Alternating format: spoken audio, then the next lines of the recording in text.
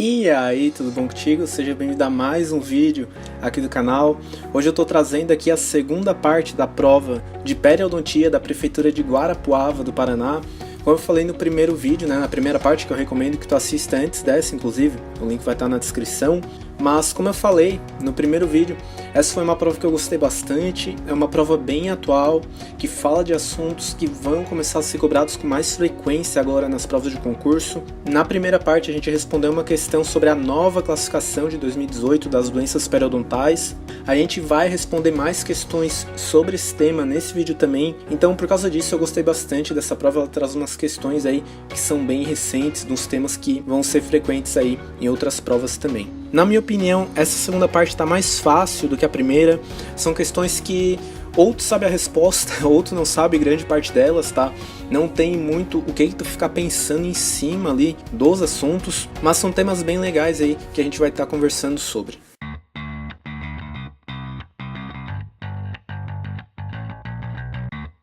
E só lembrando, antes de começar esse vídeo, eu disponibilizo para download os slides dessa aula aqui e de todas as outras aulas que eu já produzi para o YouTube. Tem resumos, tem tabelas, tem prova de concurso, tem um monte de coisa nesse arquivo aí, tá?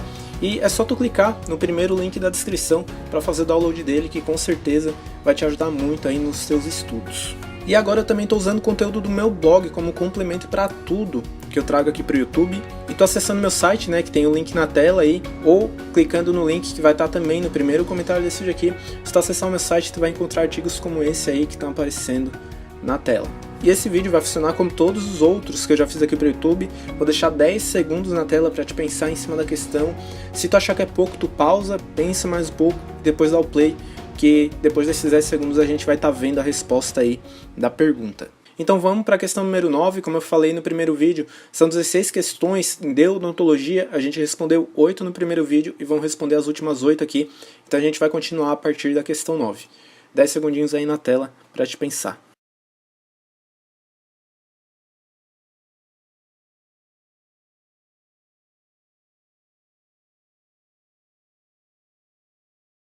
Para te responder essa questão aqui, a gente tem que conhecer um pouquinho da classificação nova das doenças periodontais de 2018. Como a gente viu na oitava questão dessa prova aqui, agora a periodontite é classificada de acordo com seu estágio e o grau. E o estágio classifica a periodontite de acordo com a sua severidade e o grau avalia a progressão da doença. Então no enunciado aqui, pessoal, ele dá que a perda óssea foi de 0,35 ao ano, ou seja, a progressão da doença, e no terço coronal essa perda é de 25%. Ou seja, aqui ele está dando a severidade da doença. Então, nesse caso aí, é possível sim a gente classificar essa doença periodontal de acordo com seu estágio e o seu grau, como é indicado na nova classificação das doenças periodontais feita pela AAP no ano de 2018. Vamos agora para a questão número 10. 10 segundos na tela.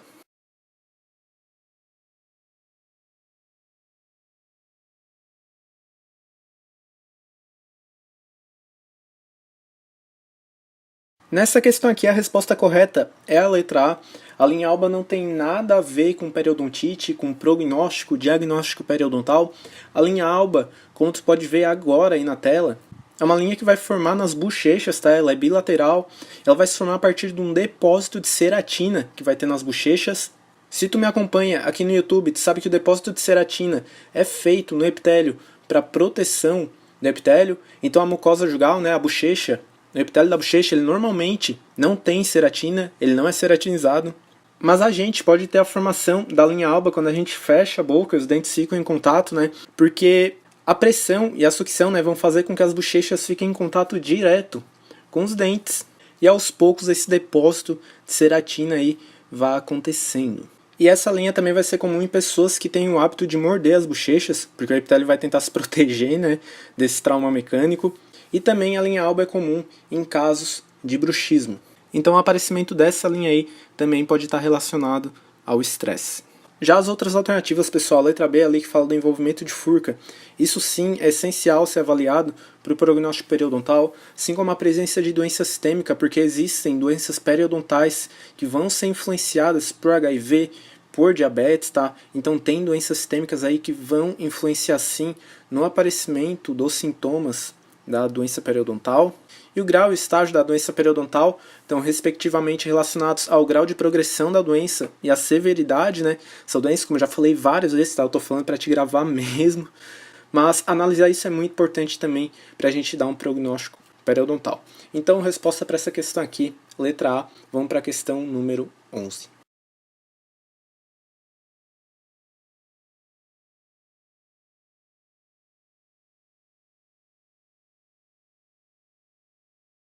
Essa questão número 11 aqui é muito tranquila, não tem nem muito o que falar dela, mas é essencial que quando tu for fazer uma prova de concurso de periodontia, que tu saiba pelo menos qual a função das curetas Grace, né?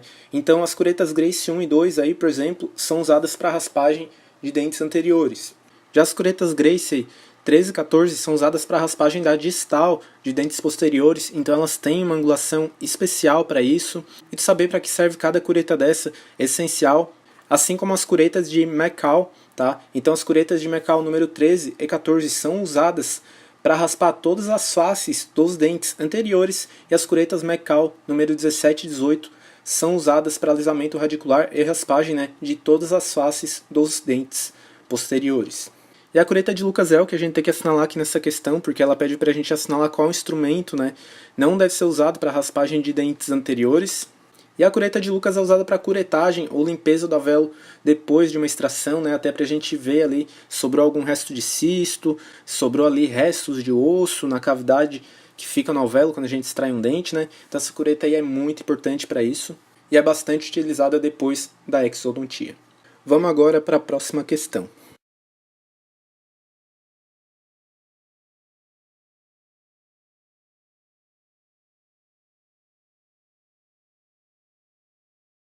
Bom, pessoal, essa aqui foi outra questão bem tranquila, e a gente mata ela quando o autor fala, né, que está a fim de aumentar a gengiva inserida ao redor dos dentes.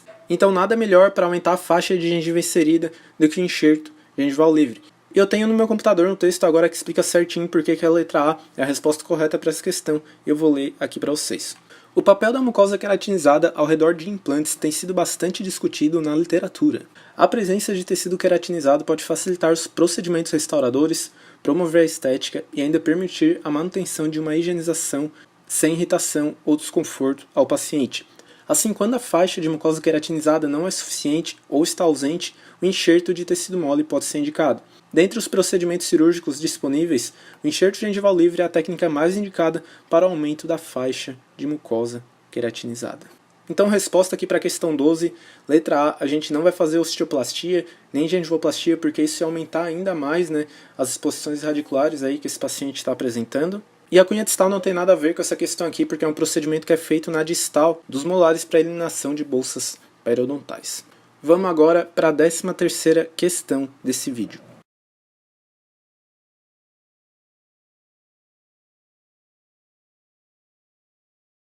Normalmente eu tenho um monte de dificuldade de resolver esse tipo de questão, tá, pessoal? Mas essa questão é algo bem básico de legislação do SUS, então se tu for fazer qualquer prova de concurso, tu tem que saber os princípios e diretrizes do SUS, porque é muito provável que isso caia, tá? Isso é muito cobrado nas provas. E agora eu estou deixando na tela uma imagem para vocês que mata toda essa questão. Então a letra A fala de universalidade de acesso aos serviços de saúde em todos os níveis de assistência. Como vocês podem ver, está marcado no item 1, a universalidade de acesso. A letra B fala de igualdade da assistência à saúde sem preconceitos ou privilégios de qualquer espécie.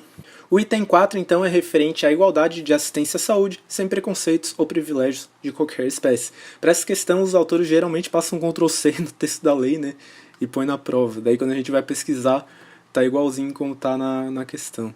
E a letra C fala de centralização político-administrativa com direção única em cada esfera do governo. Mas não, pessoal, isso está errado, porque como pode ver no item 9, o SUS possui uma descentralização político-administrativa com direção única, sim, em cada esfera do governo. Então por isso que a gente tem que assinalar a letra C aqui nessa questão que fala de uma centralização político-administrativa. E a letra D, por último, fala de regionalização e hierarquização da rede de serviços de saúde. E como tu pode ver na última linha dessa foto aqui, a gente vai ter a regionalização e a hierarquização da rede dos serviços de saúde. Isso também é correto, não é para a gente assinalar. Então, questão 13, a letra C é a correta. Vamos agora para a 14ª questão dessa prova.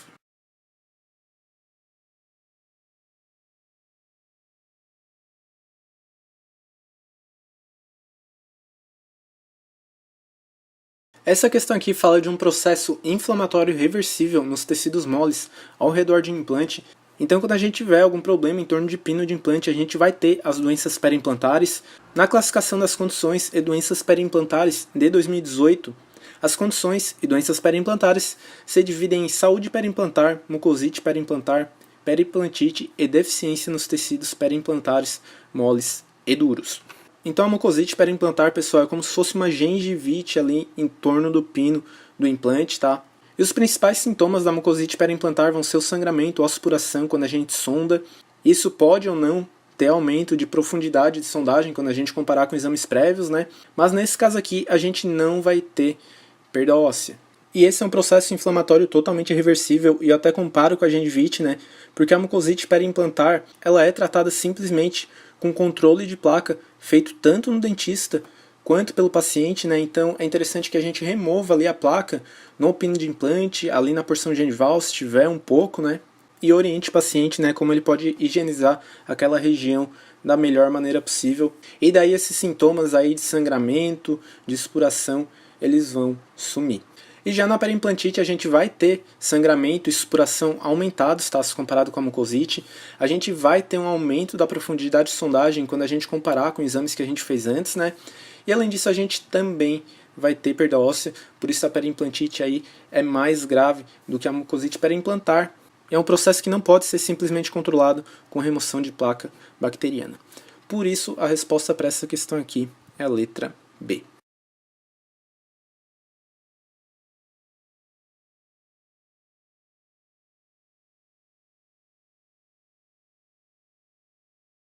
E a resposta para essa questão aqui vai ser a letra A, tá, pessoal?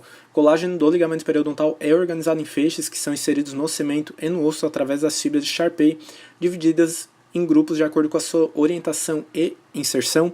Isso está corretíssimo. A letra B é incorreta porque o colágeno mais comum do ligamento periodontal é o colágeno tipo 1. A letra C também é incorreta porque o periodonto de sustentação e inserção ele vai consistir no cemento, no ligamento periodontal e no osso alveolar, e o periodonto de proteção é composto pelo tecido gengival, então a letra C é totalmente incorreta. Assim como a letra D, que fala que o cemento é celular, mas isso é incorreto porque o cemento pode ser acelular também, então a gente pode ter essas duas classificações aí do cemento. E o cemento, quando for celular, as únicas células que a gente vai encontrar nele vão ser os cementócitos. E os cementócitos nada mais são do que cementoblastos, né, que ficaram aprisionados dentro do cemento depois que eles formaram, né, todo esse cemento, e daí eles perderam a atividade e foram transformados, né, nesses cementócitos aí. Então letra A é a resposta correta para esta questão. Vamos para a última questão desse vídeo aqui.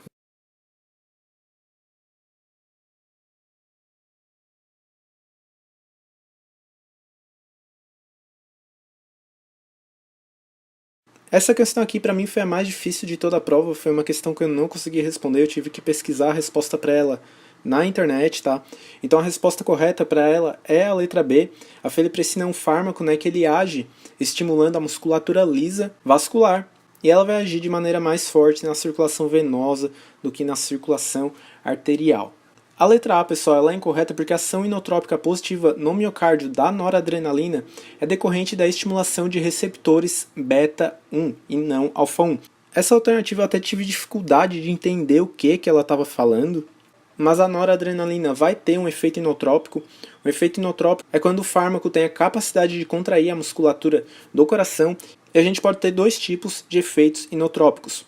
O positivo, que é quando o medicamento aumenta a força de contração do coração, e o negativo, que é quando, né, o fármaco vai diminuir essa força de contração, e a noradrenalina vai ter esse efeito inotrópico positivo sobre o coração quando ela estimular os receptores beta 1, que estão envolvidos nos efeitos simpático-miméticos sobre o coração, e a noradrenalina é uma droga, né, simpático-mimética. A letra C fala que anestésicos do tipo amina são contraindicados nos casos de colinesterases plasmáticas atípicas. E quando eu li essa alternativa eu pensei, o que seria uma colinesterase plasmática atípica? A colinesterase, pessoal, é uma enzima que é responsável pela degradação, a quebra, né, da acetilcolina, que é o neurotransmissor.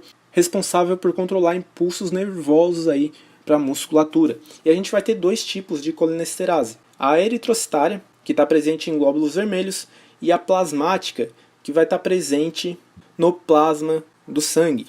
E essas colinesterases vão ser responsáveis pela biotransformação de anestésicos do tipo éster. E os anestésicos do tipo amida são biotransformados por enzimas microsomais hepáticas. Então, por causa dessa biotransformação hepática, esses anestésicos não vão ser afetados por uma presença maior ou menor de colinesterase. E por isso a letra C é incorreta. A letra D fala que os bifosfonatos têm como principal mecanismo de ação a supressão da reabsorção óssea por meio de ações indiretas nos osteoblastos.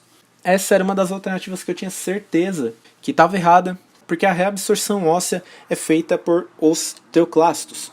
Então eu fui atrás da função dos bifosfonatos, eu vi que eles estimulam a apoptose dos osteoclastos, que estão causando perdas na densidade óssea, como em caso de osteoporose, displasia fibrosa e até metástase óssea. Então esse medicamento age sobre os osteoclastos e não sobre os osteoblastos, né? Os osteoblastos aí são responsáveis pela síntese de matriz óssea. Mas por hoje era isso, agora a gente tem mais uma prova de concurso resolvida aqui pro canal. Se tu gostou do meu conteúdo e esse conteúdo fez sentido para ti e te ajudou nos teus estudos, se inscreve no meu canal, pretendo trazer muito mais vídeos como esse, pretendo trazer mais aulas, pretendo trazer mais casos clínicos, então tem muita coisa legal planejada aqui pro canal do YouTube. E qualquer dúvida que tu tiver é só deixar nos comentários que a gente conversa aí sobre o assunto. Muito obrigado por ter acompanhado esse vídeo até aqui, abraços e até a próxima, tchau, tchau.